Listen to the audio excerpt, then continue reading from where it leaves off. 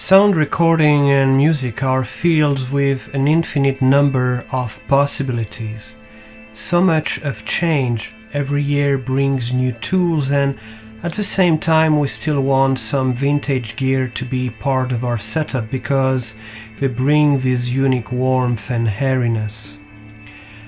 At the beginning of the years 2000 we were still hoping that sound quality format will improve with the appearance of Super Audio CD, for example.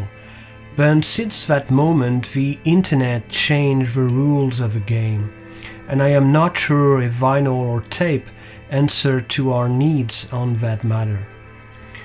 One thing is sure, streaming destroyed the economy of small independent music, but more of that, the balance between the requirements of studio recording and hi-fi equipment has dramatically changed. Remember this drawing by Jamie Tate of Ruckus Room. It defines the problem very well. What will remain of all the work of a sound engineer on small pods? Some will say that this is the role of mastering, but I don't think it can answer to all of our questions and to all of the problems. And eventually, are we sure that all the production will not end up sounding the same? Sound is something subtle, it's not bass and high end and something in between. From the fingers or voices of the artist to the headphones that you are using, the very goal of this channel is to help you bring back some meaning and understanding to what happens in the sound chain. I will be doing tests that can be the most objective as possible, and sometimes reviews that bring also a more subjective approach. But the intent will always be the same, trying to share quality with you. In order to bring the best out of a box, I don't want to depend only on YouTube audio codec, and those among you who support me on Patreon will be able to download the test content in full audio quality. This being said, I don't want to narrow the content of this channel.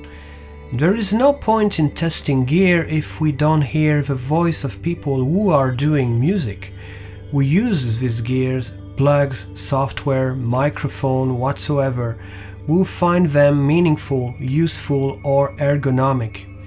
Some artists don't manage to be technicians, and still they are essential because they produce a content of quality. So, one of the reviews will be called Tuesday Night Talk, interviews of musicians, but not only. Not maybe every Tuesday, but as often as I can. Let's keep in mind that one cannot embrace all the fields linked to sound production, and as everyone, I have a certain bias, my main instrument being the guitar in the field of what has been called experimental music. So I will enjoy testing pedals in a review I call Once You Feedback, You Never Go Back.